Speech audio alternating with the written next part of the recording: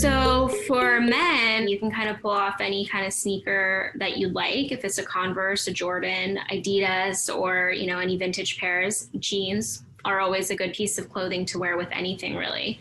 Cutoffs, any type of color. Sneakers are kind of like a canvas. You can wear them with anything. And what's really cool too is that what's become like more and more popular and kind of the classic look is wearing a suit, for example, and some sneakers to an event or something and kind of dressing it a little bit down instead of wearing sophisticated leather shoes. And then for women, well, it's not because you're a woman that you can't just wear a whole bunch of sneakers like men can. You totally can.